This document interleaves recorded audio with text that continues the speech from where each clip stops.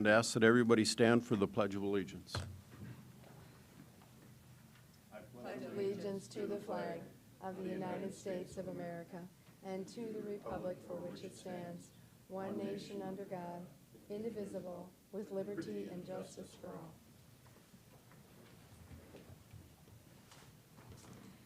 All righty. No meeting documents today? Oh, Dave has them. So if there's a book with meeting documents, it'll be sitting on the corner.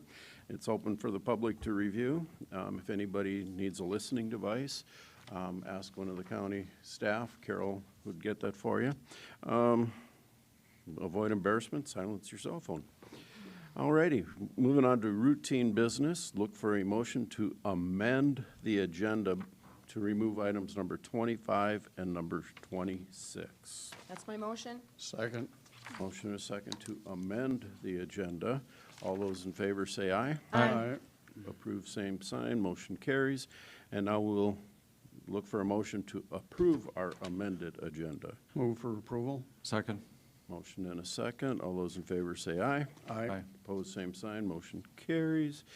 We had a commission meeting on May 18th. We have the minutes from that. Are looking for approval. Motion to approve. Second.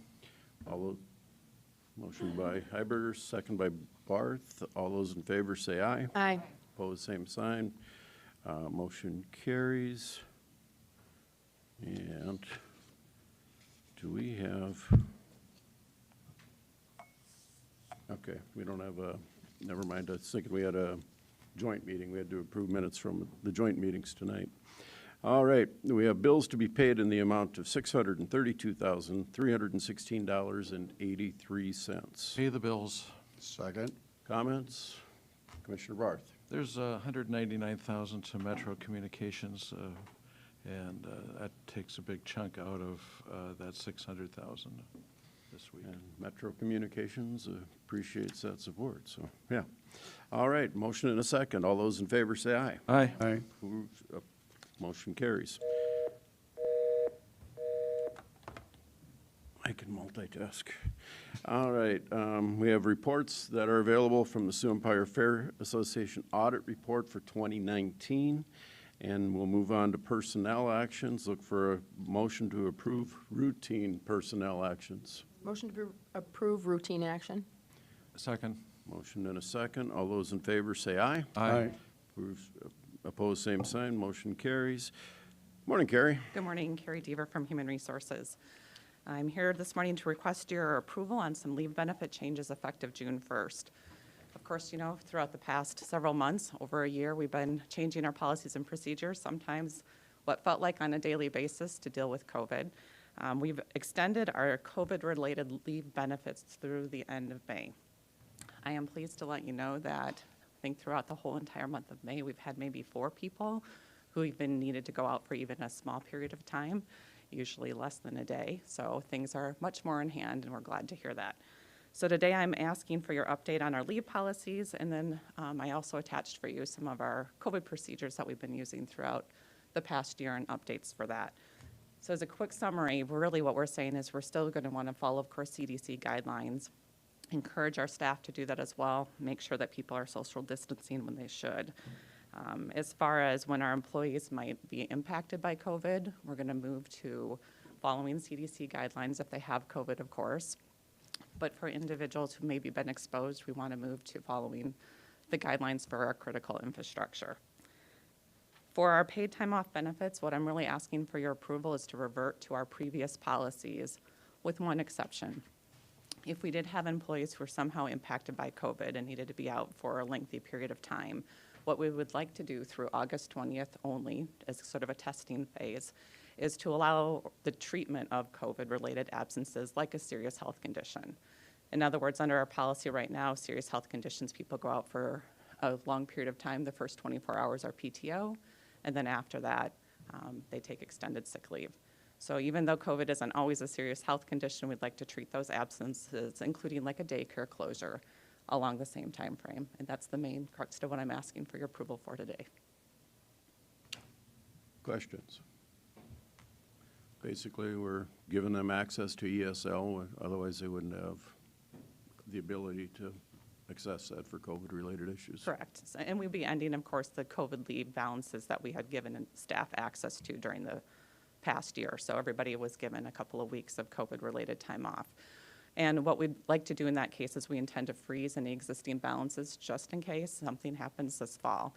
But we'd be removing access to those leave balances and reverting to PTO and ESL, with the exception that we would treat COVID-related absences as a serious health condition. Okay. So we need a motion to approve these leave benefit changes for COVID-19 related absence through August 20th of 2021. Commissioner Bender. I'll make that motion, then I'll have a comment after a second. Second. Motion and a second. Commissioner Bender. Yeah, I just really want to thank Carrie and her department, because she wasn't joking when she said that these policies have changed and there were flow charts and it was complicated. And, you know, I feel good. I think we extended leave benefits. We were very generous to extend them through this period of time. And I think employees have been generally pretty responsible about using them when needed. I mean, the goal has always been take care of people when they're sick, encourage people not to come to work if they're sick, and I mean, that doesn't change. But thankfully, we are all in a period where we're all can celebrate a little bit, go out to dinner and go to a movie maybe, and do things responsibly. So I'm very supportive of this, and I just really want to thank you and your team for everything you've done to get us to this point. Thank you. I appreciate that. It's been a challenging year, and I too want to thank everybody who's been involved in that committee on COVID with us. We were meeting quite frequently there for a period of time. And then also to all of our staff, because I agree, by and large, everyone has been very responsible in their use and very careful. And I appreciate everyone's patience over the last year as we sent out one set of regulations after another. So my thanks to everyone. All right. Motion and a second. All those in favor say aye. Aye. Opposed, same sign. Motion carries. The All last, right. go ahead. You're on. All right, the last item I have is a request for your approval to, on a reclassification for the office manager in the state's attorney's office.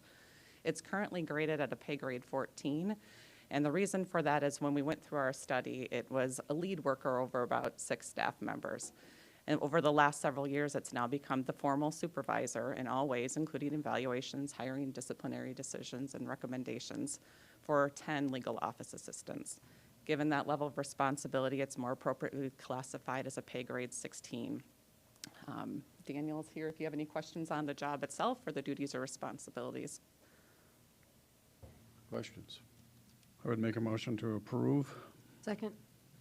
Comments? Motion and a second. All those in favor say aye. Aye. Aye. Opposed, same sign. Motion carries. All righty. Thank you, you. Carrie. Abatements recommended for approval, we have none. Notices and requests, there aren't any. And planning and zoning notices, again, there are none. We'll move on to a petition for compromise of lien. Melinda, come on in. We have DPNO 34566 in the amount of $2,997.83. Good morning, Commissioners. Melinda Storley, Commission Office. The petitioner is requesting to have the lien compromised with payment of $500. The lien fees were recorded from 1993 through 2009 for both poor relief and legal representation. Poor relief totals $1,728.24. Payments on the lien total $900. The petitioner was selected as a homeowner partner in January of 2021 for the Habitat for Humanity home ownership program. She's been pre-approved for a home loan, but Habitat will not sign a purchase agreement until the construction of her home is closer to completion and she, with the help of family and friends, has completed at least 200 hours of the 300 minimum hours of sweat equity. One of the conditions for this program is for her to resolve any delinquent debt and to improve her financial situation at least 30 days prior to closing on her home. She has eliminated a previous lien back in 2019.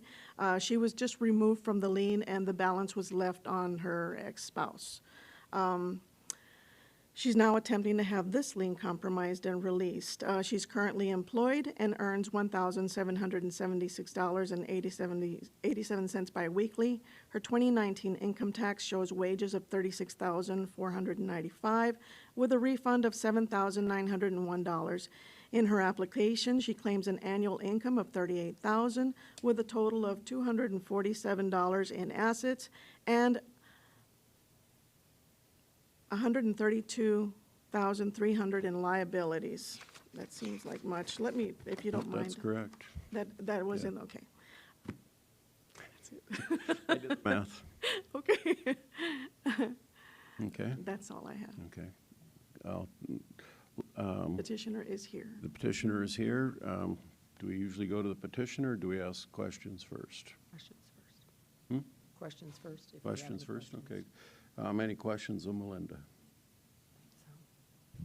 Okay, so the petitioner that is here can address the commission. You don't have to come up to the stand or anything. You can stay where you are, and you don't have to give us your name. But if you, anything you'd like to add to the narrative that Melinda read to support your case for us to compromise this lien. I guess the only question I would have that comes to my mind is, when is the closing on this loan scheduled to occur? Do we know? Is there a closing date? You had mentioned this has to happen at least 30 days prior to the loan closing. Do we know when the loan closing is? November. Okay, so 6 months out, 5 months out. Okay. Okay. Did you have any comments you'd like to add? No, I wrote, you guys see that, what I wrote? Yep, yep, That's really all I have. Okay. I know that I made a lot of bad choices. I'm an addict in recovery. I've been sober for about 15 years. And so most of that stuff is when I was in my active recovery. I'm going to school right now. I get my master's degree next year for addiction counseling and to help other people that are going through things that I've gone through financially. I was making payments every month when I learned about this debt that I had, but got COVID twice last year and I'm still trying to catch up to that, so I haven't made a payment in several months.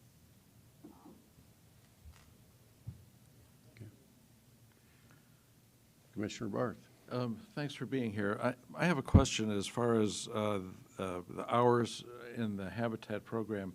How close are you to getting in the number of hours that you need to put in? I think I have like 29, but right now there's not many opportunities for me to do sweat equity hours. In July, I'll be able to start doing several hours each month.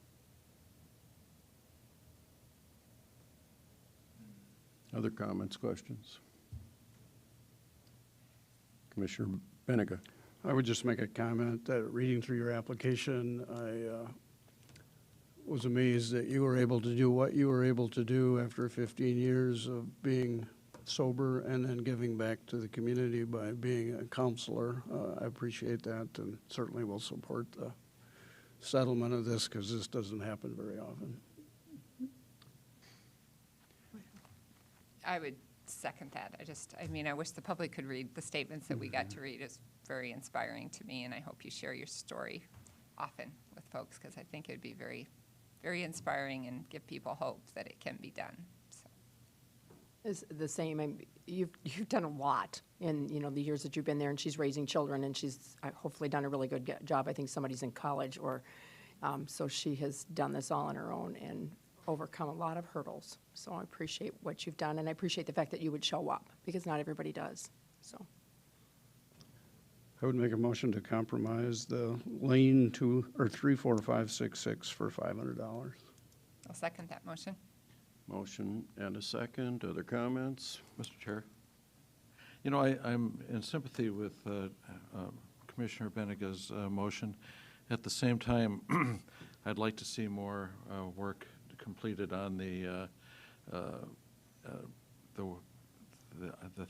operation before we do that. There's also, I note, no 2020 income tax return shown, and I'm guessing that you must have gotten a good refund on that. I haven't gotten a return yet. I did file, but I haven't gotten it yet because I didn't add my health care. I didn't think we needed to because there's no more Obamacare, but apparently I did, so I did an amendment, so it's going to take another probably 16 weeks to get that. Thank you for that. I'm kind of torn on this one a little bit myself in that I agree completely with Commissioner Benega and the sentiments of, wow, you've done a great job and things have really, great productive member of society and going to become a homeowner and put, get this house, place for your family to live. The reason I'm a little mixed is we're still 6 months out and you have a lot to go through. And I'm thinking, well, maybe do we make you come back and do it all over again? But the more I think about it, the less I don't see where that makes any sense. So I will support compromising this lien also. And with that, we will do a roll call vote. Barth, No. Bender, Yes. Benega, Yes. Hiberger. Aye. Karski. Motion carries 4-1. Thank you very much. Thank you. You can work with Melinda. All righty, we have now moved into our opportunity for public comment. Anybody here for public comment? Anybody coming down the hall? No? Okay. All righty, move on to regular business, unless I missed something. Nope. Regular business, There's a person in the hall. Is he here for, are you here for public comment? you here for public comment? No. Okay. Public hearing to consider 15 special event on-sale liquor license applications for the Barrel House at Houston Speedway race events between June 2021 and September 2021. Good morning, Ben. Good morning. Ben Kite, Auditor's Office. Yes, so I'm here to present a series of liquor licenses. This is the first one for consideration as you read, for the Barrel House for various events at Houston Speedway between June 21st and September 21st. Okay. And I'm sure if anybody's here to speak on that. You are? Good morning.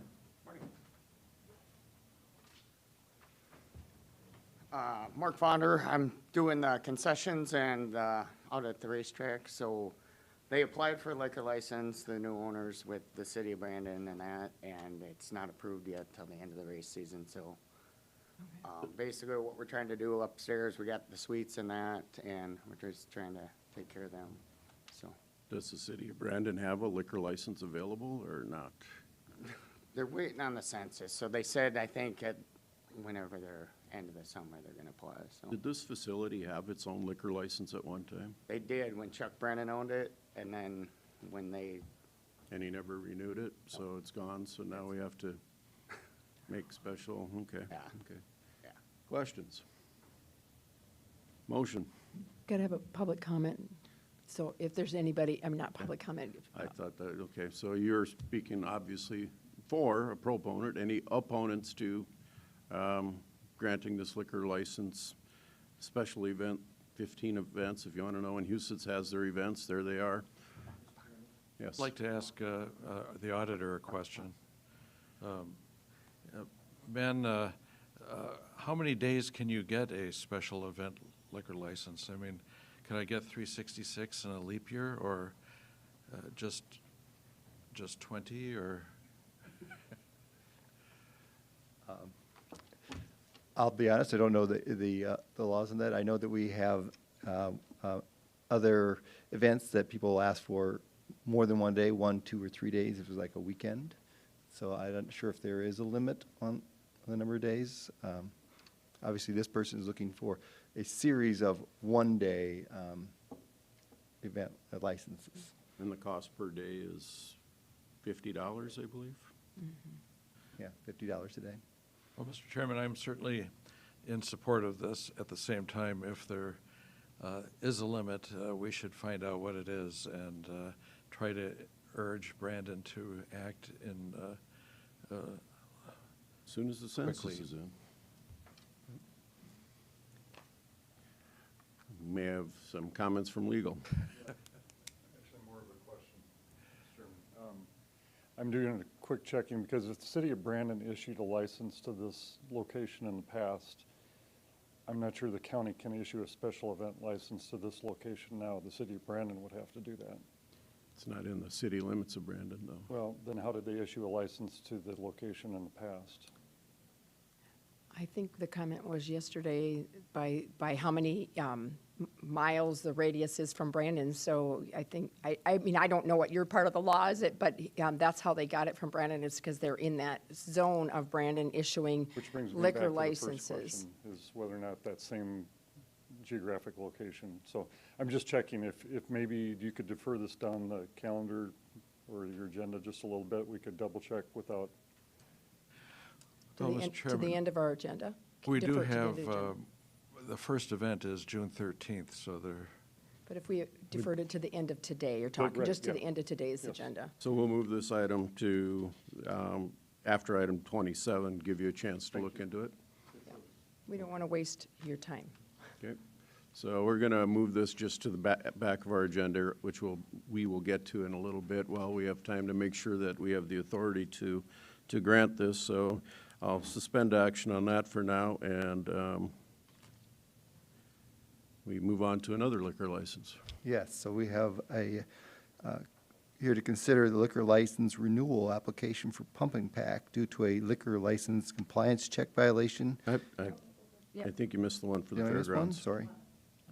Sorry. So Renaissance. this is the special event on-sale wine liquor license application for Siouxland Renaissance Association for June 5th and 6th Festival at the WH Lion Fairgrounds. Not sure if there's anybody here for comment on that? Would you like to speak? And imagine you're here at the Renaissance. My imagination is most welcome. If you don't mind introducing yourself. In your time, I am Anna Voorhees. When I am dressed like this, I play Lady Anne Cook Bacon, mother of Francis Bacon. We would like to continue our festivities. This is our 20th year of having a Renaissance Festival, though last year we did hide from the plague. We have thought long and hard about whether it would be safe to have this event, as we are outdoors and the numbers are most encouraging. We plan to have the event. The liquor will be sold in a tent with open sides so that people will not be close together. And we believe that it will much increase our festivity to be able to share mead from Panacea Meadery and beer from Beale. So mead will be available. Mead will be Alrighty, available. okay. Anybody here in opposition to this? All righty. Motion to approve.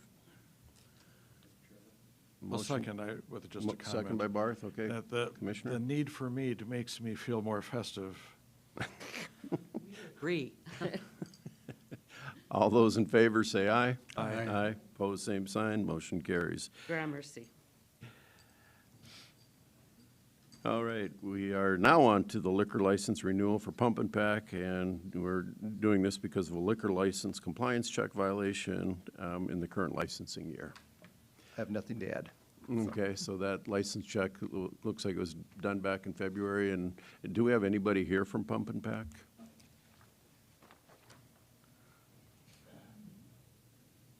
Good morning, sir. Hi. Can we I'm have your Kurt- name? Kurt Matz, and I built it 20 years ago. This is my 20th year, and I'm the owner and manager. Okay. February 25th wasn't a great day. Anything you want to add to what happened, or how you prevent it from going forward? Yeah, we do TAM training. It's an online class now, so all our employees have to take that. The gal that had the mistake, she's a 10-year employee. She's a single mom with grandma, and she just messed up. You know, she called me right away. She was sorry that it happened, and so are we. And I think she just made a mistake. But we also offer each employee $500 if they have a compliance check and pass it. So it gives them a little extra incentive to check everybody and think about it at least, because it can be a busy Sounds like a good program, and mistakes can happen, so. I make a motion to approve, and I must say $500 is my motivation too sometimes. Point of order, we have to have opponents. I'm sorry? We have to have opponent opportunity. Okay, anybody here in opposition to renewing this license? We have a motion still from Commissioner Barth. Second is motion. Second by Iberger. All those in favor say aye. Aye. Opposed, same sign. Thank you for your time, sir. Appreciate you coming in. The 2021-22 malt beverage and South Dakota Farm license renewal applications. All of them in front of us. Anything to add, Ben? Nothing to add. Any here for proponents, opponents? All righty. Look for a motion to approve. So moved. Second. All those in favor say aye. Aye. Opposed, same sign. Motion carries. Okay. We have a few weddings coming up. People want consume and blend alcohol beverage license applications, beginning with the Joshua Nelson for event on June 5th, 2021. And these are all, I believe, at the Isaac Walton League, or mostly out at the Isaac Walton League. From when I read it, that's what I recall. So basically, they're going to provide their own alcohol and not charge for it, but they need our approval to do that, so that's what we have in front of us. I don't think we need to take public testimony on these, do we? Okay, so look for motion. A motion to approve the consume and blend alcohol beverage license application for Joshua Nelson on June 5th, 2021.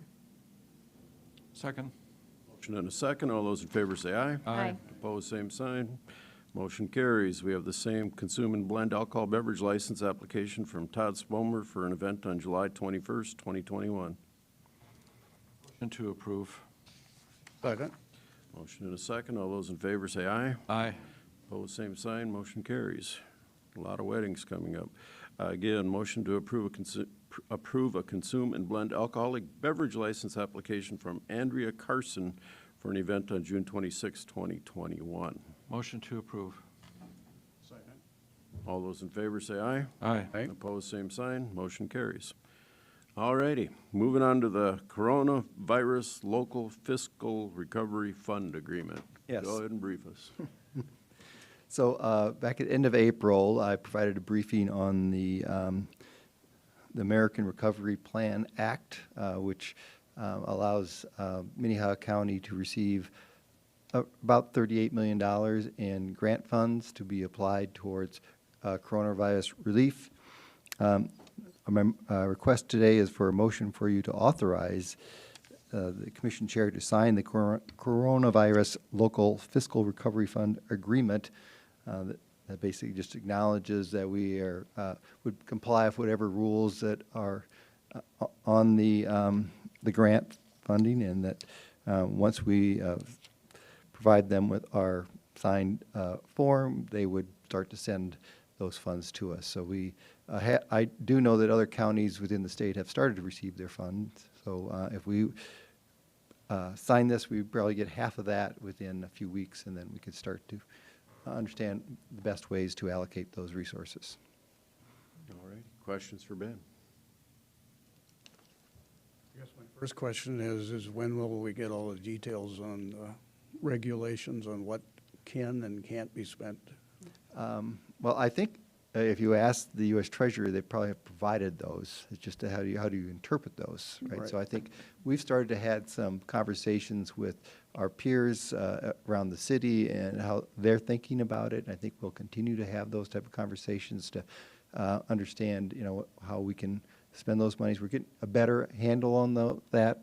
I think as Carol Miller had indicated, as we think about, whether it's replacing furniture or other things around the site, we might be able to use those. But I think, again, we're just continuing to learn as we talk to others about how we can use these funds. Is there a time frame that the Treasury Office has indicated to us that they'll have this completed, so to speak, and how much time we'll have to have it audited, if you will? So I know that we have up until December 31st of 2024 to allocate those funds, and I think you have till 12/31/2026 to actually spend them. So you can, identify your uses, and then through 2026, and we'll be responsible for reporting on the use of those funds throughout that time period. There's no requirement that we actually spend the money, right? So we can get the money, hold it in our banking account, and not spend it if we don't think we've got an appropriate use for that, and then just return it to the U.S. Treasury at the end of 2024. One more quick question, I'm sorry. Mm-hmm. Is it reasonable to put this in some sort of a restricted account since it's so far down in the future before we maybe have it spent or whatever to maintain it as a separate item? Well, we will put this in a special fund, right, so that it will be accounted for separately. And that, we've been in consultation with the Department of Legislative Audit. They've kind of given that guidance to all the county auditors that it should go in a specific fund. Thank you. No, I don't have any more questions. I guess the only question that comes to my mind, Ben, is we report how we're going to spend the money, but that's not necessarily looking for approval because they could come back anytime and, you know, we're not, when we say this is how we're going to do it, that's not asking for permission, that's just reporting. Mm-hmm. Eventually, they could come back and audit and say, well, no, or yeah, okay. Is that correct? That's correct. I think it's just like the CRP funds that coronavirus relief funds that we received. It'd be the same thing. We could still get audited on those. But yeah, so we're going to have to make sure that we have good documentation on and justification on all of our spending that make sure it relates back to the purposes of the grant funds. Okay. So Commissioner Bender. So do you know if they're going to, anticipating a process similar to the process we went through with the last set of funding where there'll be local trained advisors that will help vet out the things that we're considering spending the money So on? we are starting to reach out to people. I mean, we've considered that places like CCOG might be a good place for us to get some consultant work, you know, looking to reach out to the state, although we're kind of hesitant or don't think the state will be willing to provide that much guidance because it's not their money and they don't have anything to do with it. But yeah, we're starting to look for some sort of consultants that we can leverage to make sure that we're spending the money correctly. Okay, thank you. Look for a motion. I'll make a motion to approve. Second. Motion and a second. All those in favor say aye. Aye. Opposed, same sign. Motion carries. All right, thank you, Ben. Moving on to Lutheran Social Services Family Violence Project presentation. Jay. Yes, good morning, thank you. My name is cmar. I'm the Director of Reentry Services for Lutheran Social Services. And I'll maybe give a little bit more info than we normally would at these since we weren't here last year due to COVID and since the transition from the Compass Center and us taking over that program. So as you're aware, the Family Violence Project is programming for men and women that are involved in domestic violence offenses. We're working with the offender through group work and assessment work. Back in November of 2019, we took over this project from the Compass Center and made a transition as it just seemed to fit better, if you recall. Also at that same time, we partnered with the Network Against Family Violence and Sexual Assault and the Second Circuit Courts here to enhance the assessment piece of our programming. So what we now have set up is that if an individual has pled guilty or is found guilty of a misdemeanor domestic violence offense, they're ordered by the judge to come see us for an assessment. They are given 48 hours to get that scheduled. We have a little grace with that too. We'll work with you to try to get you in. And the purpose of that assessment is to give an individualized recommendation back to the courts as to what we feel is the most appropriate intervention for them and the issues that they face. So these assessments are looking at factors like substance abuse, mental health, past trauma, prior domestic violence related issues. And we also utilize a specific risk tool which will tell us the potential for a further domestic violence offense in the future. So trying to be a little bit proactive as well as what our intervention would be. So after a client is ordered to the court, like I said, they're given 48 hours to call us and get on the schedule. In fiscal year 2020, we only had 12% of the clients that were referred that actually called us within that window, and 54% called at some point to schedule their assessment. So it was clear we were missing a lot of individuals for these. Through continued work with the courts, attorneys, defense attorneys, we've seen a large jump in compliance with this initial order. In this fiscal year to date, we've had 39% that have called within that 48-hour window, and 83% have called at some point in time.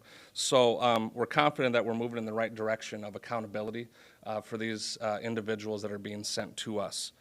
From November 2019 to the end of fiscal year 2020, we assessed 109 individuals. This fiscal year to date, we've assessed 160 individuals and counting. They're coming through quite a bit. 66% were recommended to domestic violence services, 25% to mental health services, and 9% to other services. So this enhanced assessment piece has really increased accountability for a lot of these individuals. The majority of them are not on any sort of community supervision, so we're able to have some more eyes on them. As I'm sure you're familiar, a lot of our domestic violence offenses happen behind closed doors, and so this just helps to make sure we have more eyes to try to break this cycle for the families involved. In regards to our group work, we have group that is held one time a week. We offer, I think we're up to 5 or 6 different time slots throughout the week for our participants to attend. We have some that are held exclusively via Zoom to allow if you're on your work break out in your parking lot, you can join us. We have them in the evenings, afternoons as well. As of today, we have 55 participants in our groups. 91% of those participants are male offenders that come through. We also, when we took this over, included a intensive group that is held 2 times a week. And this is going to be for individuals that have repeat offenses, prior enrollment in domestic violence offender groups. They have a very serious charge that they came to us with, or their score that we talked about indicates an extremely high risk of future offense. And so we're going to put them in a more intensive track to try to address some of those needs. So with the support of the county, we're able to offer our group classes on a sliding fee scale, because that is one issue that can get in the way, is being able to provide for group, and we want to address that if we can. So clients with income under $50,000 pay a reduced session fee, and in the last year we had 93% of our participants that qualified for that sliding fee scale.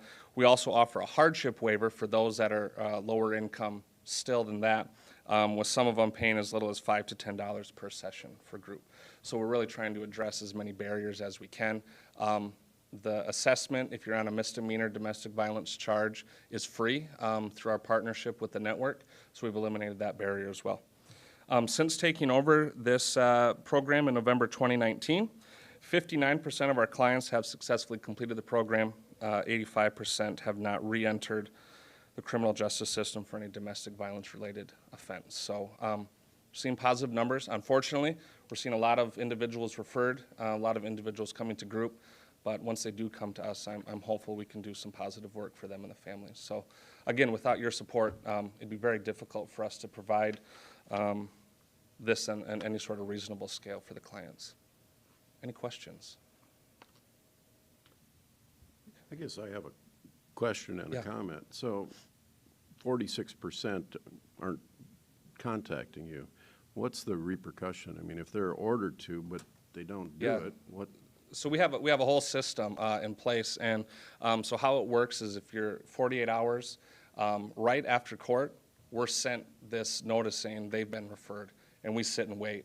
And if we don't hear from you, we send a letter to the client, defense attorney, the state's attorney, everyone involved saying this individual didn't show up. At that point in time, there can be motions to bring them back in. If they're going through, if they've been sentenced to group and they're not finishing group, we'll send a notification to everyone involved again saying, hey, they're not coming to group. At that point, they can do a motion to revoke. So what we're seeing is without them being on probation and parole all the time, there wasn't a whole lot of notice to the courts that they're not showing up. And so with this increased accountability, we're seeing that more. What does the county give you to fund your operation? I don't remember. And I should have had that. I was thinking about that when I was back there. I think it's about $36,000. I think that we get okay. for support, yeah. I guess my comment is, you know, when I look at what the people you're working with and what you're trying to prevent, obviously domestic violence in itself is a terrible thing, but you know, when I think about my time and my experience with law enforcement officers, that's the worst call they can go on, is one that involves domestic violence. And if we, you know, think about, you know, the shooting incidents that we have, so many of them involve domestic violence. Absolutely. And when I see that 85% of your clients have not re-entered the system for domestic violence, that's pretty impressive. Right, So- it's moving in the right direction. And one thing that worries me as a director of this is, are we ever going to say that a client has successfully completed but stuff is still happening at home that we don't know about? And so our latest push is working with advocacy groups like Compass Center, Children's Inn, detectives on the law enforcement to create a task force where we can further enhance this, where we can start to hear the victims' voices more and make sure that we're not giving a quote-unquote stamp of approval, but stuff is still happening. So that's our next push. All righty. Wonderful. Good presentation. Thank Okay, you. Thank you for your time. I appreciate it. All right. And is Michelle, Michelle right there. Michelle Trent from the Compass Center, hand in glove here, so. Good morning, Commissioners. Michelle Trent from the Compass Center. I'm the Executive Director. I took over in October of this past year. So I'm here to just update you on the Compass Center. I know that we have valued your involvement with our organization for several years, and I know that many of you know us and know what we do. So just want to provide some updates and some new things that have happened for us. Certainly, the past year has been challenging for everyone. I think for domestic violence and sexual assault, there have been some unique challenges that have occurred and that we're working through. So you'll see on the numbers that I provided to you, our total numbers for the year are down, and people will say, well, how come that is?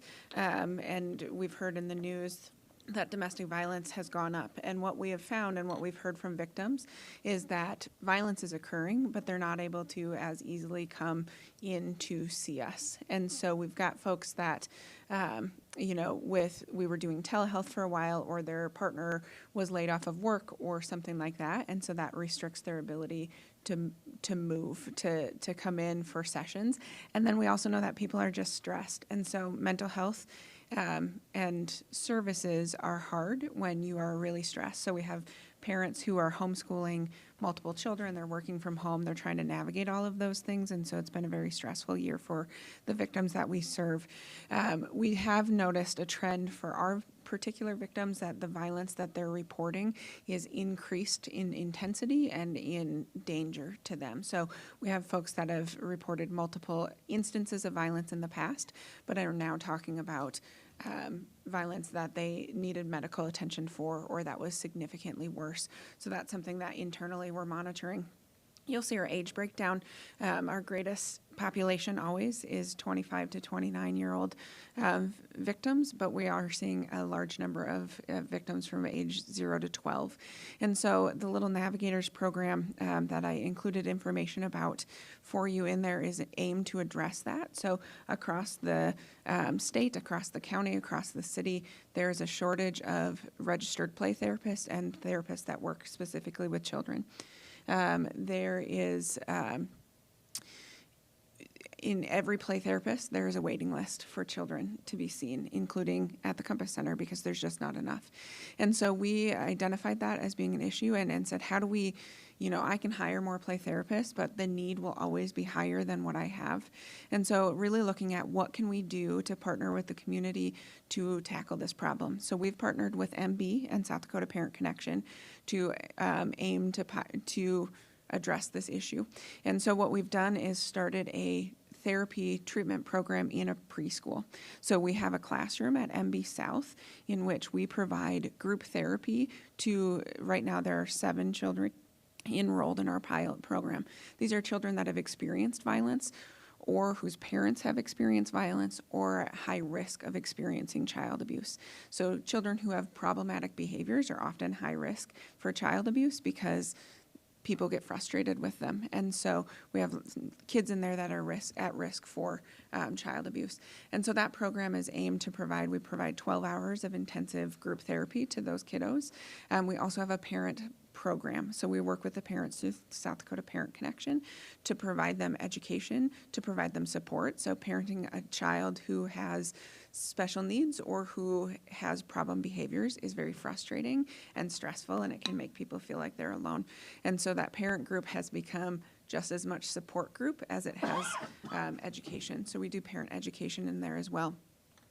our goal here is to get into families. So similar to what Jay was talking about, right? We know that domestic violence is occurring behind closed doors. We know that it's occurring and not being reported. So statistically, for every incident of violence that's reported, another 7 are happening and not being reported. So we know that violence is occurring in those families. And so we want to get into those families and provide services to that family unit as a whole and refer them to other services that they are needing. So we're just ending our pilot program. That the last week is this week, and so we'll have more data on the success of that program and hope to continue that program going forward. So your support helps us to do those kinds of things, helps us to do those new things to really meet a need that is happening in our communities and across our state. And so we're very excited about it and very excited about how this will impact the kids and the families that we're working with. Other than that, the Compass Center continues to provide services in partnership with lots of folks in the community. We can continue to provide support to victims of sexual violence, of domestic violence. All of our services continue to be at no charge to those victims, and those things are continuing, unfortunately, in a pandemic. So I'm certainly happy to answer any questions that you all have about the program I talked about or about anything related to the Compass Center, but certainly appreciate your support and the support that you've given us over the past years. Mr. Chairman? Commissioner. A couple of quick questions. I know I actually was on the board many years ago. Do we have any representatives of the sheriff or the state's attorney that are on your board these days? We do not. We previously had a Sioux Falls police detective that was on our board, but because we received funding from the city, there was some conflict of interest pieces. And so we're working on navigating some of those things because we want to have those voices on our board, but there are some conflicts because we do receive funding from various places. So we have had advisory members in the past and are considering that again. Michelle, thank you very much for being here. Thank you for having me. Briefing us this morning. Thank you. Thank you. All righty, moving on. Authorize chair to sign a professional service agreement with HDR Engineering, Inc. to complete, what are we completing? The 2021 RAISE grant application. Good morning, Jacob. Morning, Commissioners. Yeah, so this is an agreement with HDR to put together a submittal for the RAISE grant, which last year would have been called, excuse me, the BUILD grant, which we applied for funding to do a design of Maple Park Street with the city of Sioux Falls and the city of Brandon, from Veterans Parkway to South Dakota Highway 11. We were unsuccessful last year and decided, since it's probably going to take a few years to do this, we're just going to apply for all of it instead of just design, apply for construction and design at the same time. So with the updated requirements of the RAISE grant, to best compete, and the fact that we want to apply for construction as well, that's the reason for this agreement. It is under $50,000, which typically with approval of the liaison, it could be signed by the commission, but since it's not technically in our budget for this year, it has to come in front of the commission, so that's why I'm here today. Questions for Jacob? Commissioner Bender. It's less a question than just a statement. I mean, I think that all the stakeholders here recognize that this is a really important project and one that we have to figure out a way to move forward, and it's just very expensive. And so I think, you know, even if we don't get it this year, this money will help us to learn more and be better positioned to apply for funding in the future, but we're hopeful that we'll get it this year. So I'm very supportive of it. Commissioner Barth. You know, one aspect of this project is it impacts the whole area. It's not like it's a pothole on my street. This affects the city of Brandon, Split Rock Township, Minnehaha County, and the city of Sioux Falls. This is a big project, and we really could use help on it. This is more money than we have to spend, I believe. What's the dollar amount for this total project? 16, 17 million estimated? Yeah, yep, in that ballpark for sure. Yep, and that is shared between the city of Brandon and the city of Sioux Falls, but that's a very large chunk of money, well over what we can budget in a year for sure. Along with this, next week there will be a joint funding agreement for this. It is with the city of Sioux Falls and the city of Brandon. Sioux Falls ends up owning about 24.5% of the total length of this project. we own 64.4 and Brandon owns 11%. So that agreement will come through next week, and just took some extra time due to legal review, but we would like to move forward with the consultant agreement since we have a deadline of July 12th to have everything submitted by. Are those the numbers that we use to split the fees? Is that? Yes. Okay. Commissioner Bender. And just as a point of clarification, I mean, this is still a township road, right? It is currently, yes. Yeah, so we don't really own it, but we recognize that the township also is not in a position to do this kind of construction. Correct. Looking for a motion? Motion to approve. Second. Motion, a second by Barth. All those in favor say aye. Aye. Opposed, same sign. Motion carries. Thank you, Jacob. All right, Chris Swanson, presentation in the Treasurer's Office. Good morning, Commissioners. Chris Swanson, County Treasurer. Basically, what I would like to talk about today is we're growing. Minnehaha County is growing. And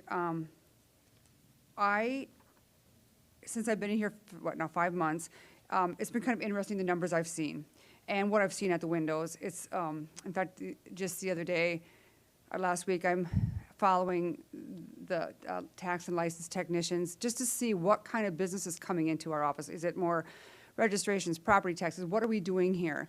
And the amount of titles that have come in from out-of-staters, just from new people coming in, it's astounding. We're growing, and it's exciting, but it's kind of scary. So I've got a little bit of a PowerPoint that is more for you to view, but I can give you a few numbers on, just for instance, our property taxes this year. We brought in parcels with the first half paid was 93.7%. Parcels with the second half paid were 14.3%. From 2020, our parcel count was 73,557. In 21, it was 74,504, so that's gone up 1,000. So, just that. Some of our titles that we have, in fact, I had a gal put that together for me. From January, we had 5,805 titles come through, and April was 7,497. So we keep increasing, our numbers just keep going up, and what I'm hoping, and we had a Dr. Tracy from USD Beacon program. I have been in contact with him. He was actually supposed to give me a number, an appraisal on what it would cost for him to come in. He's with a lean program to revamp our office, make it more effective and efficient. Sadly, he hasn't gotten back to me yet because I really wanted to have some numbers and some ideas for you today, but I don't have those, sadly. But I'm excited to have him come in and just review some of the issues that we have within the office, because we are going to be needing eventually more people. With Amazon coming in and Schwann's coming in, we're just getting more and more volume coming in all the time. And so that is kind of where we're headed in that department. Let's see, what questions would you have for me, I guess? I'm just kind of letting you know that we are growing exponentially. And I want to be ahead of that game before we get there. I did have a Department of Revenue gentleman sit down with me and tell me, Chris, when you get to 250,000, which our city is getting close to that, he goes, all of a sudden, it's just massive explosion. And I want to be ahead of that explosion rather than behind it and trying to catch up. So what I'm proposing right now, and in the small talkings that I did have with Dr. Tracy, we are looking like at least 3 more window techs. We'd have to obviously put 3 more windows in and try to crowd that in somehow. And eventually, we're going to have some people, maybe possibly another accountant or a senior tech, just for the fact that right now, and I was speaking with Cindy a little bit the other day, right now people want their staff wants vacation time, which I want to honor. I want to honor that. But when I have 2 people gone at the window, I'm pulling people from the back to try to cover the front. Their job isn't getting done in the back. Phones aren't getting answered. That gets my blood pressure going. And it's like, we've got to figure something out here. And so, again, I just want to be on top of this before it gets to the point where, we are struggling. So. Commissioner Eberger. Chris and I visited yesterday for quite a while and she talked about the increased number of titles that are coming through, and so just looking at the amount of time it takes to do one title, and so how much time how much staff time does that take up if that person strictly just does titles, and so how does that work down on the numbers? And again, we talked about, you have 2 people gone on vacation, and then you have somebody call in sick. Now you're suddenly Inevitably. short. Yeah, you're All of short, it. Yeah. short 3 people, and just covering all of her bases has just gotten to be a struggle. I think we heard those things from Pam.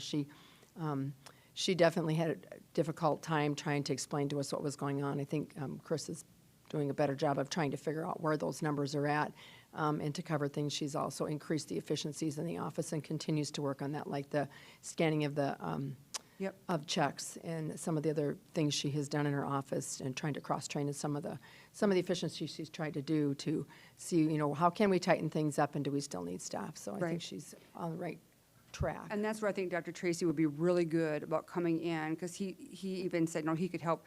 We're going to go through each person's, job. What is your appointed job to do, and see if that is something that can we streamline that better? Do we need more people in that area?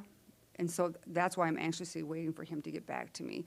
But what I can see right now is, yes, we are going to need some sort of growth. I mean, if we continue to grow, our county continues to grow, I'm afraid we can't stay at the same numbers that we're at and try to meet the needs of everybody, the taxpayer in Minnehaha County. But I can tell you one thing that was exciting too, we started collecting the $20 fee. And so in April, I'm sorry, we only had, no, let me go back. We started April 1st. So we basically started middle of April, counting what we were making. And back in April, just for that half of that month, it was $3,273. Now, as of May 18th, just in May, we brought in $4,200 in those $20 fees. So that kind of gives you a clue of, we're getting a few more of those coming in, which is exciting, but, yeah. Commissioner. I don't think that there was a request for staff in 2022, as most of those were long-range until at least after you talked to Dr. Tracy. Is that Correct, that is Yes. correct. So, Yep, that is long-range correct. looking out. Barth? I think Gerald was waving before me. Benega?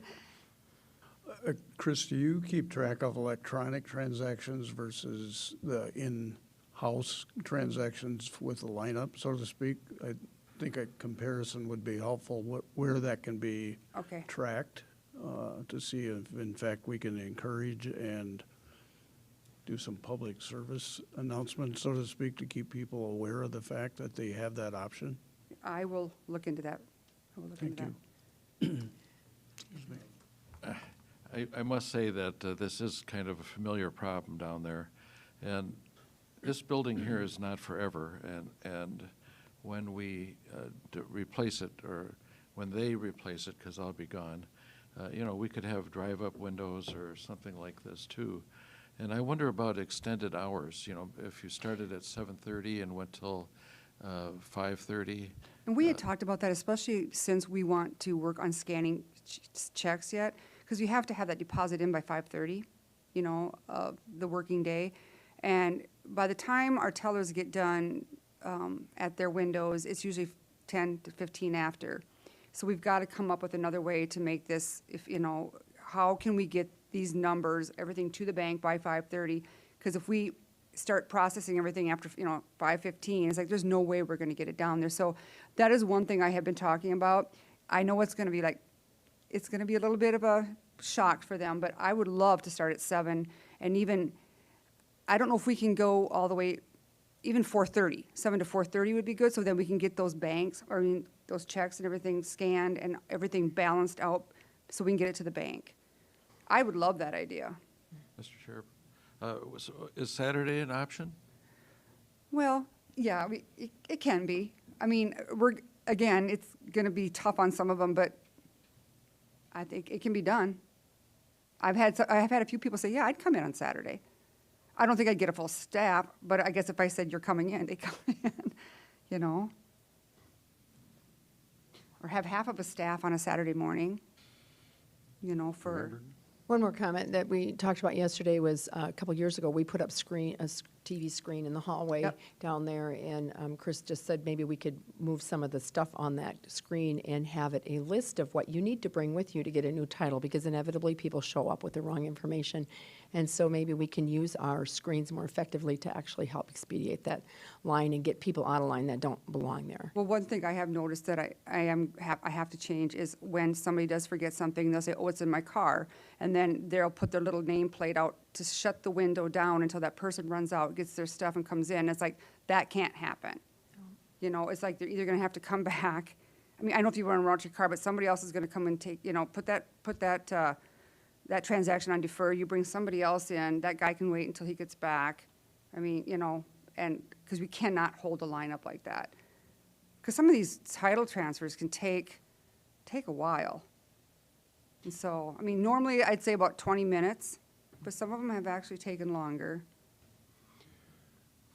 I guess my question or concern, you know, I've asked it before, and the response I got was, well, we've been doing it this way for 25, 50, or 100 years. Well, you know, it's the way we do business, and Yeah. I'd look to you to say, No, we we can't need to do that change the anymore. way we do business. It's time for a change. Yep. It's time for a change. And what I'm looking for is, you know, I can go to the doctor, set up an appointment, and the doctor shows up on my screen, and I talk to my doctor about whatever my concerns are and do it electronically without having to go there. And, you know, what are your thoughts, or how are you going to leverage technology so that, you know, if somebody could chat with somebody, or, and I know it's about staff, and I'm willing, if you're willing to show me that you can make changes and use technology, and by adding the right people to make it more efficient, I'm all for it. I like that idea of the face-to-face. I don't know if that'd be something for Zoom.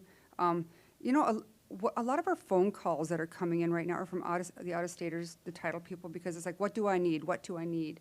And I've told the staff, I said, you really need to refer them to the website, because you're holding up the telephone, you know, the telephone, and they'll call multiple times.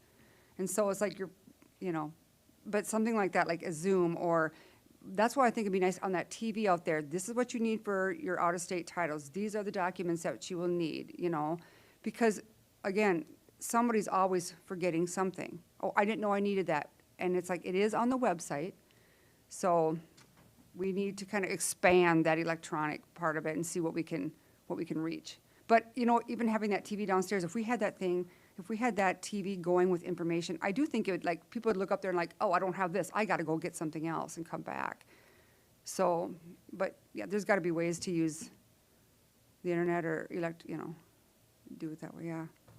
Mr. Chairman, Commissioner so Barth. I really think that we should ask you to work with your fellow treasurers on possible legislation that could change the process to be more favorable. I know that for people approaching 70 years old, that they're not always good at using the computers and stuff. Gerald, I'm pointing at you.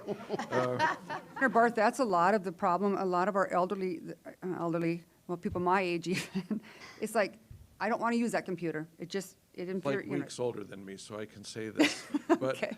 I do appreciate how happy you are to be up here, because it's easy to be crabby about this kind of problem, and you're not being crabby. Thank you. Oh, you're welcome. You know, getting back to my other treasurers, I have had an invite from the Pennington County treasurer to come out there and spend a week with her watching how their office runs. And so we're going to set up a time where I can go that and just see how she does it, because I know she told me the amount of out-of-state titles they're getting, it's a lot higher than what we're getting here. I don't know, I think just because of that part of the state. She goes, we can't keep up. So I'd really like to go out there and see how they're doing it. I suspect that the legislature will say that's just a Minnehaha problem, and will sit on their hands longer. And only a couple counties will be in your situation. Yeah. I know that Robert Wilson, who used to work in this office, now has Carol Muller's job in Fargo, and the treasurer there has herself and two employees. Oh. Because the state does all the registration. Yeah. And think of that difference. Yep, and I know some of the treasurer's office do driver's licensing, and it's like, please don't do that. But yeah, just the different jobs that each one has. If I may, I'm sure this commission would go with you to the legislature to lobby for any practical changes that can be made to this to keep it secure and at the same time expedite the processes. Yeah, and I've already talked to a couple legislators, and I've got a sister who is a legislator who's given me instructions on how to move forward on it. So I'm kind of on that boat already, so. However we can help you. Thank you, Chris. You bet. Don't be a stranger. Okay, I won't. All righty, moving on to State's Attorney Daniel Hager. Good morning, Daniel. Good morning. Appreciate an opportunity to be here and speak with all of you. Let me just start by saying I'm very glad to be in this role. You know, it's been 141 days. I've enjoyed most of them, but happy to be here. Let me give you an overview of the State's Attorney's Office. There will be some numbers in there. Certainly want to have a discussion with each of you and answer your questions as well. Our mission statement is we are committed to public safety as well as community service and equal justice under the law. You know, those are things that as I came into this role, I met with each of the individuals in my office. You know, we talked about, well, what's our vision? You know, do we have a collective vision? What are we good at? You know, what are things we can do better? There were consistent themes throughout all of those meetings. They talked about, you know, we really fight for justice. You know, we're representing those victims. And I think that's reflected in this mission statement, and I can tell you that everyone in that office takes that very seriously. And so that's encouraging, right? That's a great thing for this county. I think that everyone from the legal assistants to the digital discovery techs, they're all working towards these goals, and they're admirable. So I really appreciate those employees. As I ran for this office, I would talk with a lot of people in the community, and a lot of times they'd say, well, what does the state's attorney do? If you look at there really are two roles, and the first one, provide prosecution for adult and juvenile offenses. You know, I think when you think about the television version of a state's attorney or a district attorney, you know, they're in court. You know, they're trying to convict people who have been charged with crimes. There's also that second role, the civil side of it, and certainly Eric Bogue has been an asset to me as the entire division has. But there's giving the department heads good legal advice, you know, trying to address those problems and help avoid risk.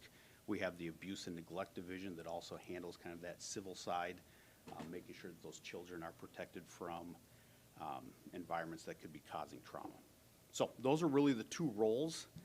Certainly having a staff of 63 hardworking people helps me to accomplish those roles. Here's a breakdown of it. I cannot tell you how proud I am of the lawyers, the paralegals, the investigators, the victim witness assistants, discovery technicians, diversion coordinators, legal office assistants, our office manager. Like, when we are fully staffed, that's what it looks like. We're not fully staffed right now, but we will be. Again, they are hardworking. I'm continually impressed just at the amount of grit that they bring to the office every day. They tackle the challenges right away, early in the morning, even before the building's not open. They're in here making sure that we're going to be able to be in court protecting this community. We are seeing growth in the county. Certainly that's a good thing. It's a positive thing. With that growth comes challenges for the state's attorney's office. There's a natural crime that kind of comes with county growth. So as we see that continue to grow, we anticipate that there will be, unfortunately, more crime. But that's all right. We'll address it.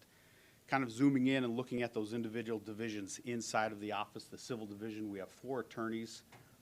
One is dedicated to the highway department. As the other department heads have come up and talked to you about what their departments are experiencing and where that growth is going, with that we'll always need to be partnering with it quality legal advice.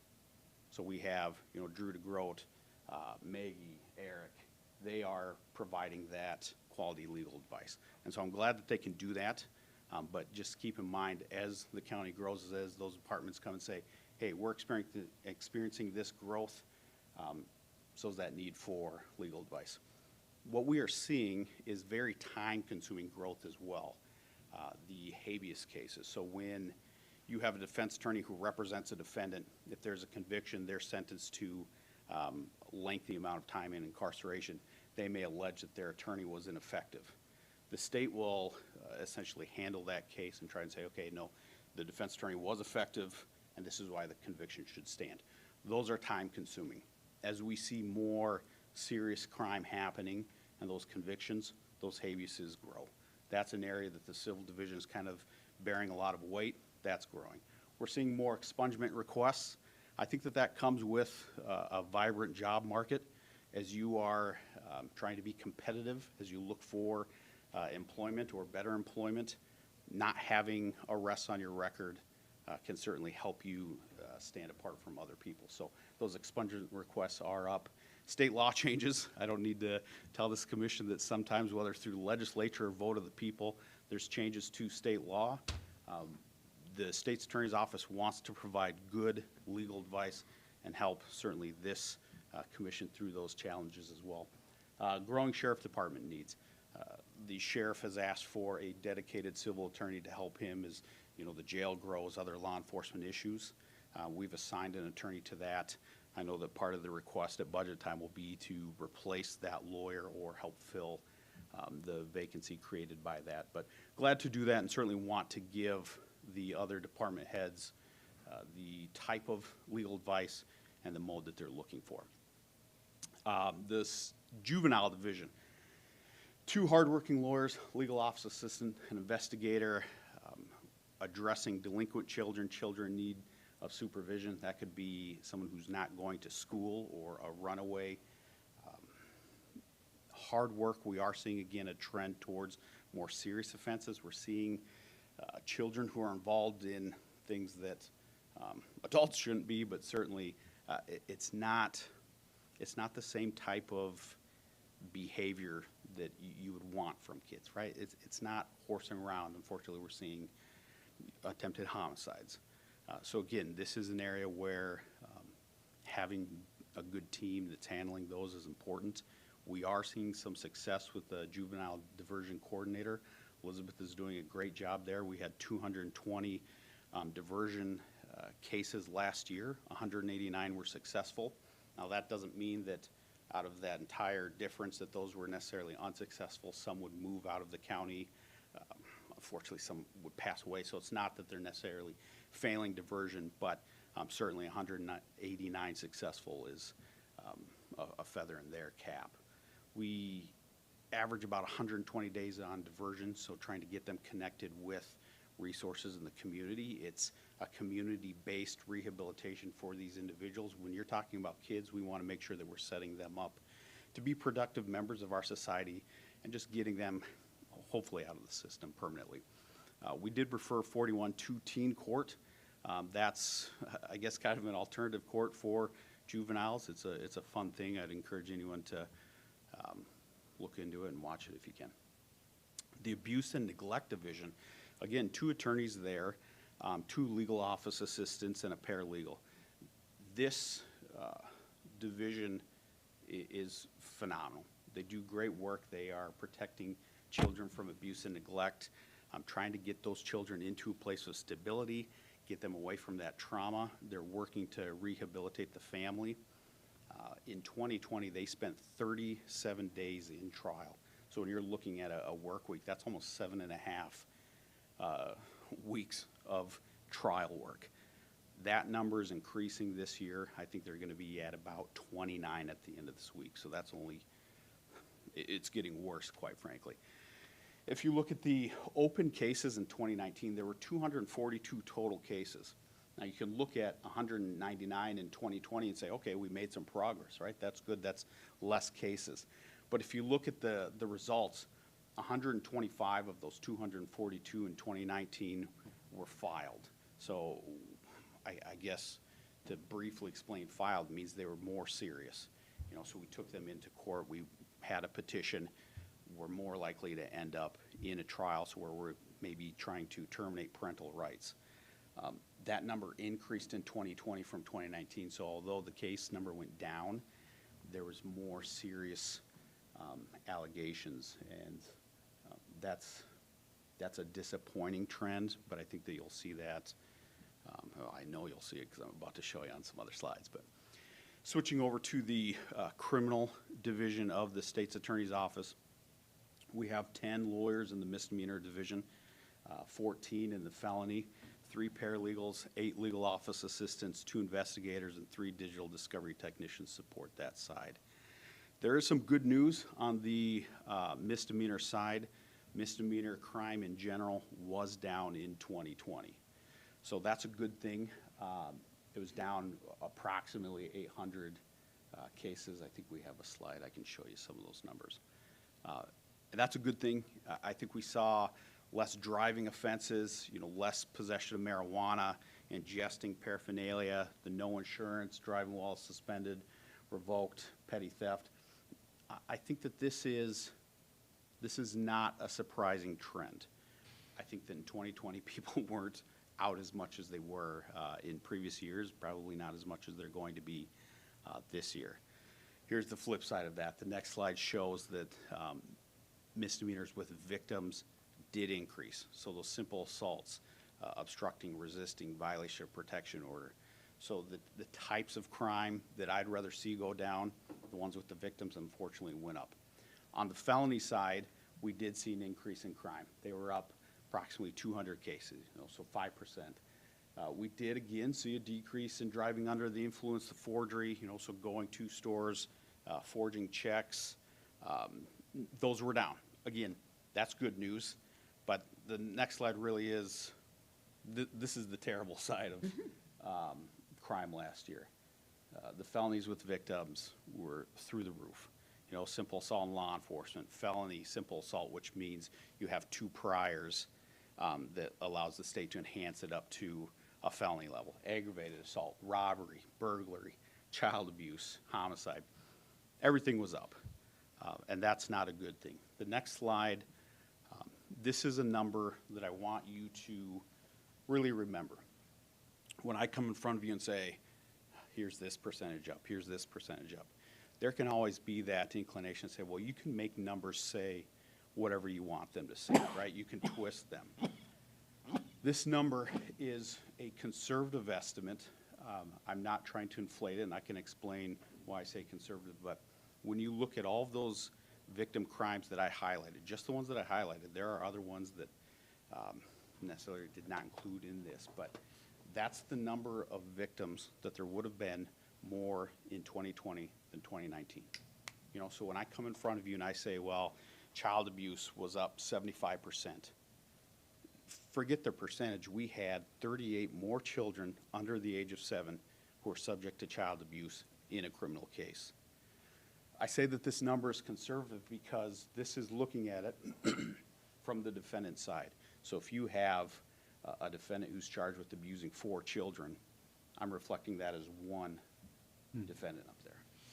So 714 people in Minnehaha County were subject to a criminal assault, a homicide, a child abuse. This is a concerning number. This is the number, and these are the cases that are taking resources away from Minnehaha County, away from the state's attorney's office. The drain of victim witness assistant time, legal office assistants preparing, notices for a court, preparing these documents, the digital discovery technicians trying to get the evidence of this. This is the number that is the red flag. The toll that it's taking on those individuals who are suffering these crimes, the toll that it's taking on the people working in my office, these are hard cases. And so when I come in front of you and say misdemeanors were down 8%, but felonies were up 4%, this is really the number that matters. What is the crime doing to our community? And this is not a good trend. So I guess we can talk about some good news. We have some specialty courts in the Second Circuit, drug court, DUI court, veterans court, mental health. If you look at The 2020 graduates, 26 in drug court, 14 in DUI court, 1 in veterans court. That's a positive thing. Those are people who are taking opportunities that they've been given, just, kind of seizing that bull by the horns, building sobriety, staying out of incarceration. So it's not all bad news. And so I don't mean to stand up here and act like everyone's hair is on fire. But there are some good things that are happening in Minnehaha County. The next slide kind of shows where we're at with files and kind of the trend. The far right or far left bar, the open files, it's kind of hard to see the color, but those are the amount of files that the state's attorney's office is opening in a year. That orange bar is how many we're closing. So you can look at it. We never really quite get to the point where we can close as many files as we're opening in a year. That's not a great thing. I would love to, in a couple of years, stand up here and show you where we are closing more files than we're opening. I'm not sure if we'll get there, but we're certainly trying to get there. 2015, that was not a year where everyone just worked harder. What happened is we shifted from an older case management system to a different one, and so there was cleanup from cases from the 70s, 80s that ended up being closed. So that was not an anomaly of work. I think as we look at these charts, what we can see is that there's always work right now that's carrying forward. So we're not getting ahead of where the crime trends are going. Next slide. With the growth, and I would say that this is the future, but I think you're going to see that we're also there. Digital media downloads. So we have 3 digital discovery technicians. We have some investigators that do some of this as well. This does not account for pictures that victim witness assistants are obtaining as well, but these are just the amount of files that our digital media team is polling because it's evidence in these caseloads. Trying to figure out how to present information in a meaningful way to this board. It's like, do I use a bar graph? Do I use these pie charts? I put this up here and had talked with Mr. Vogue about it. He's like, well, it looks like Pac-Man, right? Like, well, I don't know if that's overly effective, but I think what it does is it gives us kind of a built-in analogy. We're seeing the digital media start to eat away at our resources and our time. And this is not something that's going away. The next slide shows, 2018, we downloaded approximately 100,000 digital media photos. 2019, it was 380,000. 2020, it was 2.6 million. And so far this year, we're at 3.7 million. So I would say that this is the future, but in all reality, it's the present, because we are just in this constant battle of trying to get the amount of digital evidence that's being created through a telephone, a computer, Ring doorbells, street cameras from the city, and we spend hours upon hours upon hours a day just trying to get it so that we can then review it as attorneys and figure out, okay, what is actually going to be useful evidence in this case and what isn't, but we have to go through all of it. So this is the present. The next 2 slides kind of show where the state's attorney's office is now. We are still tied to paper files. We haven't broke free from that.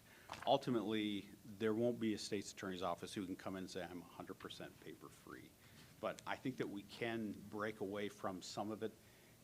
I don't use these pictures to say this is all of our files. This is just what's in our office. We have a vault where we have closed files, open files, and then this is over at the jail. This is where it's going to be a little unusual. Not often will you have a state's attorney come in front of you and say, please help me empty these jails.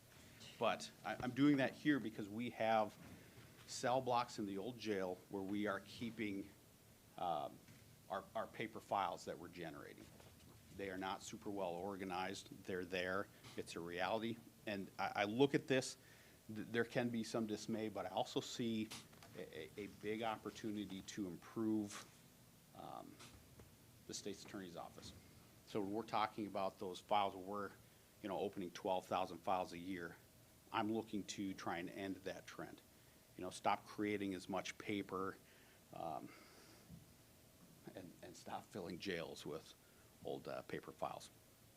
The next slide is the last one. Steps forward here are the encouraging things that I want to talk about. The adult diversion program. We have an open position now. We're going to hire that.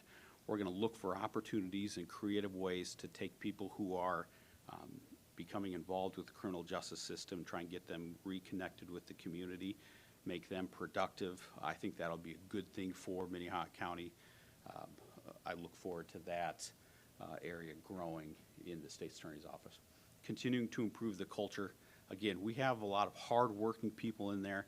I want them to enjoy coming to work and just know that they're valued, and so look forward to continuing that. Movement towards a digital office. Again, I don't want to keep looking for empty jail blocks to fill with old files. I don't want to keep looking for cabinets to put in corners of the State's Attorney's Office. I think we can get there as well. And then continue to provide quality, justice-focused prosecution. Any questions, comments? Commissioner Heiberger. A couple things. You talked a little bit about the juvenile diversion coordinator, and you had 189 successful youth go through that program. And just to point out, or maybe ask the question, the state is still reimbursing us for every effective diversion that we do with juveniles. And I think that pretty much, I'm not positive, I think that's pretty much close to paying for that position in your office. And as we see it continue to be used more and more effective, that position will be paid, it is or will be paid for. I think it's, Correct. I think it is paid for. Yeah, we're really close, if not there. Certainly, we've seen Pennington County thrive with that. Right. And it is a percentage-based. But yes, I agree. It's something that's, it's good for the kids, right, giving them diversion opportunities, but it also provides some revenue stream for our office. Right. Another comment.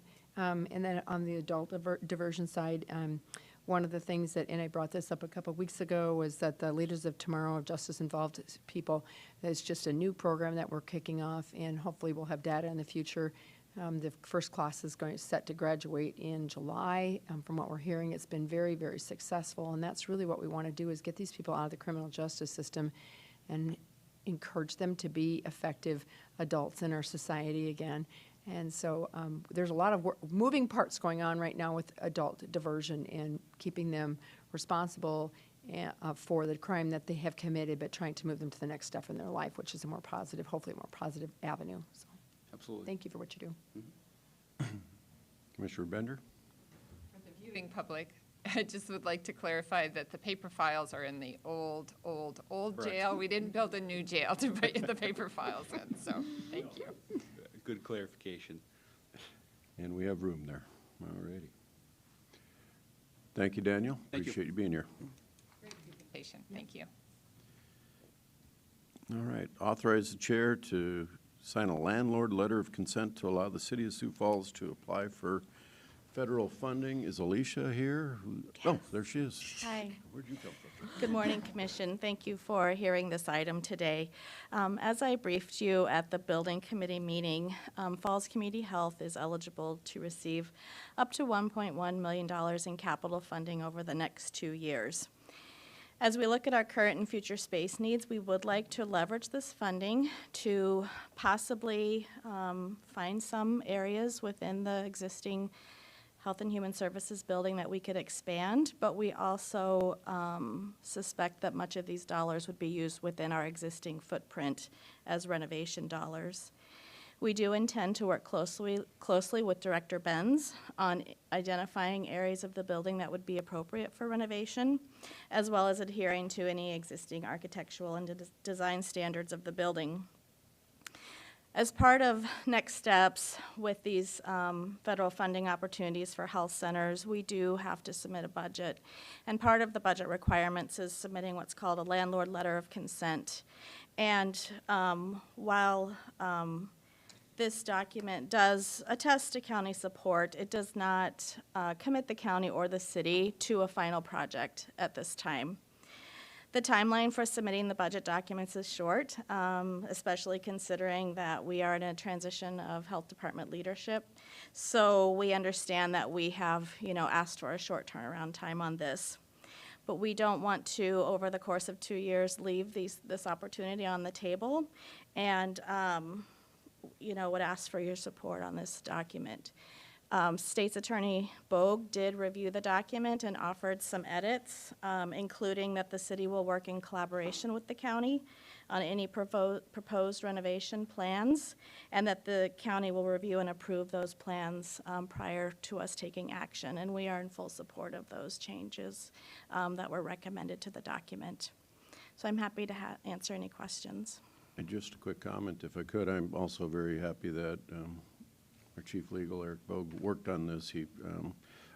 I'm very comfortable with the way this letter is worded. It shows our support, and at the same time gives us full authority to approve or disapprove of any changes that would be made. So I'm very supportive of the way this is written. Make a motion to authorize the chair to sign this letter and make a comment that, why don't you bring over the new health director sometime? Yeah, absolutely. Thank you for the We have a invitation. motion? Second. And a second. Comments? All those in favor say aye. Aye. Aye. Opposed, same sign. Motion carries. Thank you, Alicia. See you tomorrow. All right. Authorize the chair to sign the construction manager at-risk CMAR contract with Henry Carlson for the extension and admin remodel. Good morning, Commissioners. Carol Muller, Commission Office. We have more building projects going on than what we typically do. 3 weeks ago, you signed the CMAR contract, CMAR standing for Construction Manager at Risk. You signed that contract for the highway facility. This one is for the remodeling that will occur within the extension building, which is where equalization will move to. And then after that will happen the remodeling in the administrative building. The growth of the state's attorney's office has really pushed them, and for those who've had the opportunity to see their offices, you know that they need more room. And I'm glad that we're able to get them their own floor for work floor and security. It makes a lot of sense for them to have. And the commission offices, these rooms, will all move up to third floor. So before you today is a request to authorize the chairman to sign the construction manager at risk contract with Henry Carlson. You will see amendments coming through, possibly as early as next week, already starting with the GMP, which is the guaranteed maximum price. Typical process for us to do it this way. Motion Thank to you. approve? Second. Motion and a second. All those in favor say aye. Aye. Opposed, same sign. Motion carries. I guess I do have one question related to this, and it's for Auditor Kite. But Ben, if you don't, yeah, I know. We did the $10 million bank bond last year. Is timing an issue for a bank bond for us to, we're going to have to finance all these projects? Do we? So you've authorized an additional 10 million that we could bond for the rest of the construction projects. Our bond counsel has advised us that we should try to issue any bonds within a year of your approval, right? He had suggested if we don't issue within that time period, he would provide some sort of language or a motion maybe to extend that to a period of time. I don't think there is a legal reason you can't issue it 2 years after. He just thought it was good practice to do it within a year. I guess I was more thinking about timing with interest rates and that type of thing. Yeah, okay, so since we're in the budget process, I did reach out to our bond issuance, our brokers, right, and got a survey of what the rates were. So a 20-year bond, if we issued right now, would be at about the same rate as we issued back in December, around 2%. So they seem to have remained steady. Okay, thank you. All righty. Moving on then to what everybody wants to talk about. Good morning, Eric. Consider a motion to create an IM26 medical marijuana task force and to appoint a committee of 2 members of the Minnehaha County Board of Commissioners. Talk to us, Eric. Morning, Mr. Chairman. Eric Bogue, State's Attorney's Office. Pursuant to our conversation at last meeting, there was several indications, well, I think actually from all of you, on the wisdom of finding some cohesiveness between whatever our response would be at a county level to the city's level from the city of Sioux Falls and also from Lincoln County, given the joint jurisdictional and planning issues overlapping those three governmental entities. Pursuant to that, I drafted or would propose or suggest to you folks to create a task force appointing two of your members to have committees from the other two entities appointed as well to work towards that same goal. Again, whether they're exactly the same response or similar responses, I think, again, there is wisdom, and that wisdom has been echoed from staff from both Lincoln County and from the city of Sioux Falls. I'm not at an ability or liberty to say that they will, in fact, appoint somebody to this task force, but staff certainly echoed their support for this. They felt that their two respective governmental bodies would agree to that. I think the only question may be some as to the date when this report would come back. To that extent, you are certainly free to set that date, whatever you feel is appropriate. The only thing I would comment on that would be the issue is that the state law, IM 26, sets a deadline when the state has to adopt their administrative rules. Nothing saying that they can't adopt those rules earlier than that. I would maybe beat a comment to the punch a little bit by saying past history would show that the state does not react fast, and if they have a deadline, they'll usually get it done right at or near that deadline. But this might be a situation where we should be proactive, and the earlier the date to have that report come back from this task force, the better. Having said that also, I would also say that at least one of the comments from the City of Sioux Falls staff was that, do we really want to wait even for our own task force to report back? Can't we be working already towards some goal of our own during that process? And I would say to that, absolutely. It's just, again, as we're working towards our own goal, we want to see what the other two entities are doing, and this task force provides a mechanism to allow that to happen. Those meetings I would propose, certainly not under statute a public body required to meet in open session. I would advocate that you would do so anyway, just to allow for as much public input as possible to get industry input, citizen input, and possibly other governmental entities, whether it be other municipalities, counties adjoining the two that we're referencing here, as well as anybody else that might have something to say. So with that, stand by for questions. So if I could tee it up here, is there a, it says consider a motion to create it. Do we have a formal motion that we can review? Or just, the motion would be that we create a task force and that I would appoint 2 members to this task force that would then meet with the City of Sioux Falls and with Lincoln County.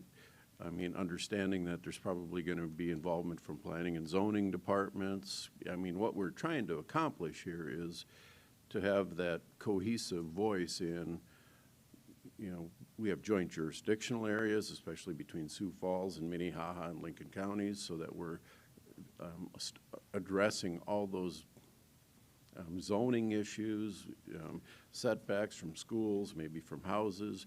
Can you cultivate marijuana in Sioux Falls, or can you just do that directly outside of town? I mean, those are the types of things that I'm imagining this task force will be addressing. Well, to the extent of what the task force would encompass, I think the broader you allow that task force to operate, my experience is that life has a way of throwing curveballs at us that we don't expect. So the more unrestrained that task force is, the more nimble they are going to be to respond to issues that they don't anticipate.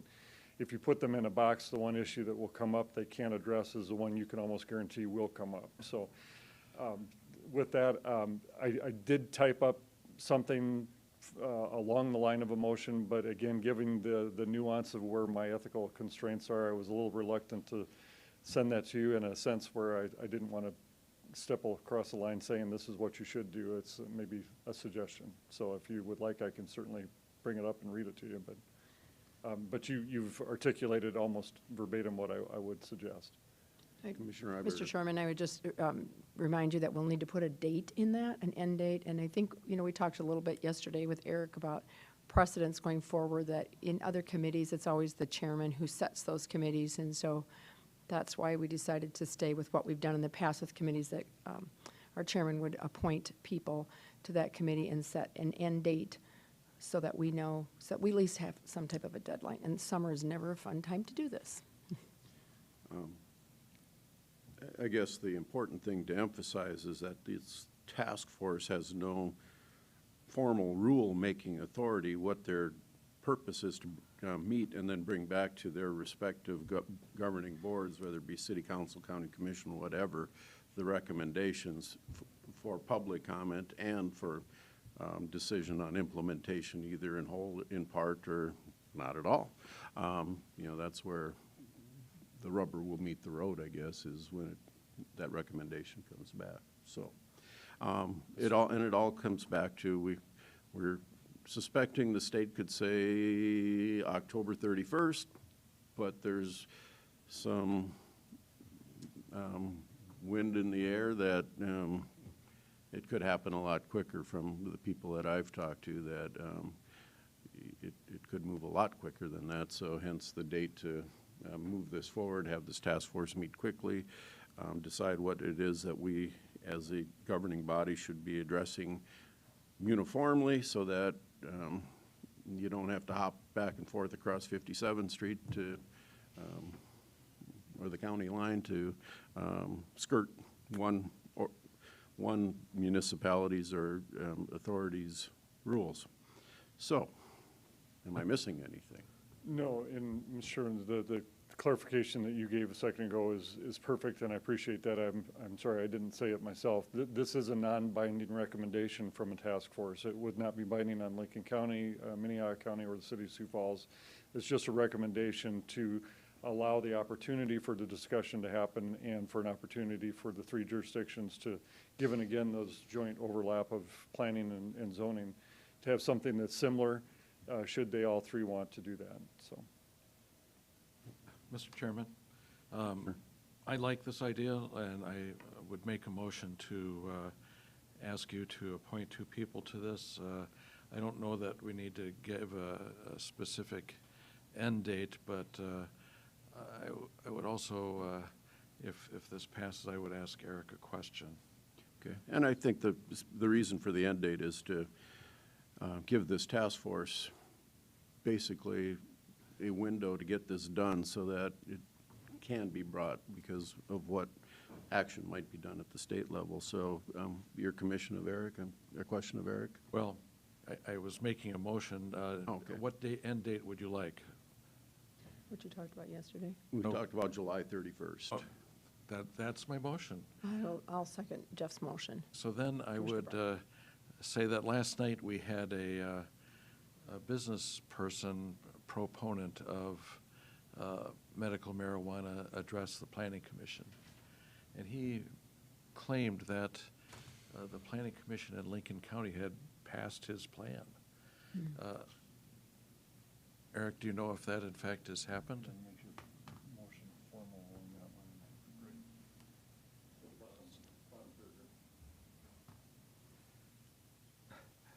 So Eric, again, my question was, do you know if Lincoln County's Planning Commission passed a plan for medical marijuana, the Planning Commission, with planning and zoning? Yeah, Mr. Chairman, my understanding is that Lincoln County's Planning Commission did in fact propose or support an ordinance or a resolution saying that yes, they would adopt licensing or issue licenses, but that the license would not become effective until the state issued their license. So it's a little bit of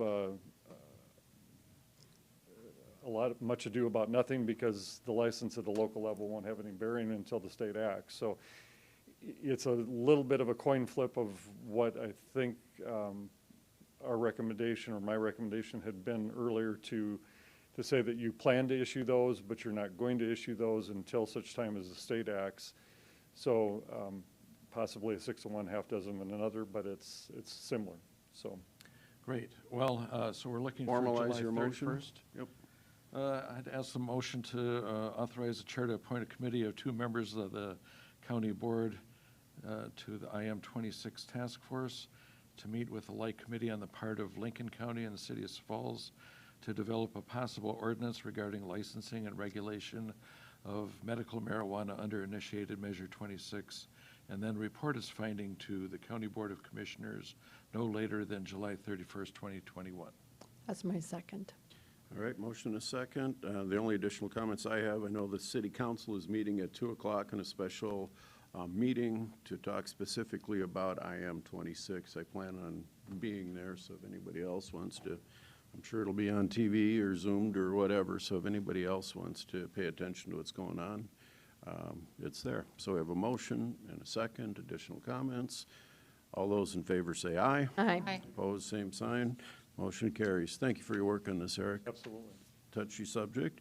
All right, liaison reports. Number We have to 10. go back to number. Ah, yeah. You missed one. Mr. Chairman, didn't if I could finish one. just dive in and help speed this along for you. First of all, it's my understanding with Carol's help that the applicant misspoke earlier that the previous license actually had been issued by the county. So it wasn't the city of Brandon that had issued that license. So my concern on who is supposed to be issuing the special events has already been taken care of. As to the numerical limit and the days, you folks actually last year in Resolution MC 20-77 had set both a 15 consecutive day limit and a 15 special event limit in that same ordinance, subsections 8 and 9 respectively. So as to the number question that had been asked before, it's both 15 days long and 15 individual licenses per applicant in any calendar year, and that's the limit. We don't want to break our own laws. So, okay. I make a motion to approve that special events liquor license application for the Barrel House at Huset Speedway events between June 2021 and September 2021, and there are 15 of those. Second. Motion and a second. All those in, I don't think I need a roll call, do I? No, all those, Commissioner Benega. I have a question, Mark, if you wouldn't mind.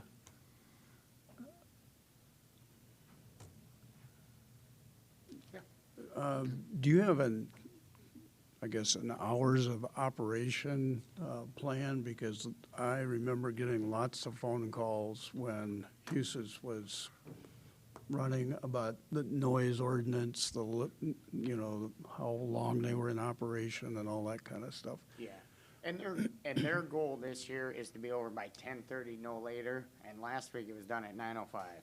So, I mean, the new owners are really, they're trying to make sure that they're speeding everything up and, so, yeah, last week it started at 7 o'clock and was done at 9:05, so. I appreciate your input. It's good to be able to answer those questions when you get those calls. Yeah. I think the racers then moved to Highway 11, quarter mile east of my house. Well, you're Not old, encourage so you anything. can't hear it anyway. Thank goodness. Motion and a second. All those in favor say aye. Aye. Aye. Opposed, same sign. Motion carries. Thank you, Mark. Thank you. Liaison reports. Anybody? Commissioner Benega. Went to the Fair Board meeting last week, and they did get their 2019 audit report. Obviously, that was the beginning of the COVID-related issues, and there were concerns about revenue and obviously cash flow-related concerns. But the management letter, it was clean other than those exceptions, and frankly, there's a draft copy of the 2020 audit already completed, and we're waiting for that to be finalized by the board. Commissioner Barth. The big excitement was our Planning and Zoning Commission meeting last night, which went past 10 o'clock. One item was we approved a plan development, which is the Peterson Trailer Park on Highway 115 going north towards Del Rapids. They're taking out all of the mobile homes, and they're going to sell 34 lots for stick-built homes on septic tanks with rural water. Then we had the hog CAFO in Wellington Township, Section 19, which it's borders on McCook County, and it's one section north of Turner County. Anyway, we had a pretty good crowd. I've seen bigger crowds, but we had a diverse group of people that were opposed, and then a strong family unit that was in favor. We passed it with the insistence that they work with the planning and zoning on a landscaping design that would help with the neighbors. There was no screening planned. One of the issues brought up was the condition of the applicant's operation in McCook County. I think that our standards are a little higher. They had like an open wooden box where they were placing deceased animals. We will have a concrete pad with a fence around it, so the coyotes and others, it's probably open for buzzards and stuff, but in any case, there were a lot of reasonable concerns, but in the end, we passed it. And going past 10 o'clock, our state's attorney was still present, looking crisp and everything. So changing the subject slightly, also was at East Dakota Water Development District, and we approved some assistance to fund and I probably have the word wrong, but it's LIDAR, where they look at the altitude of the ground and they can see if there should be water but there is no water, or if there should be more water, and or whatever. They'll be able to actually measure within inches every depression. You know, here in Minnehaha County, we've had numerous drainage things put in back in the 20s. I was at one up in Teope Township, where when I went to its origination point, I could see I was standing in a lake bed, and there was a grate, like a storm drain, that went into a concrete pipe, went a couple miles and discharged into Colton Creek, and the flow out of that pipe was fishable. It was as big as Colton Creek, just maybe a mile or so south of Colton. The pipe terminates a little bit to the west. Anyway, there are drains like that around the county. Ditch Road is part of that kind of a drain, and we don't drain lakes anymore, but they will be able to survey and see what might have been drained. And I tell you, you know, there's a big industry now of wetland mitigation, where people, let's say the city of Sioux Falls, hire someone to build a wetland somewhere else so that they can fill in the oxbow or something. Apparently those projects aren't always working out right, but that's the kind of thing that needs to be done. Okay. Any other liaison reports? Any new business? Oh. Yes, sir. You know, sorry, but I've been here long enough to remember when we removed the statue in front of the courthouse and sent it back to the artist that created it. It's built out of epoxy, and the thing was cracking, and apparently that's happening again. I don't know that the artists are still available, but it's just not standing up to the heat and the cold. And it was donated us by the Bar Association, and it's something we should look into. Maybe we need to move it into the museum archive building and put a statue of Athena modeled after Commissioner Heiberger at the anyway, it's just an issue that we should address at some point. Okay, thank you, Commissioner. Old business.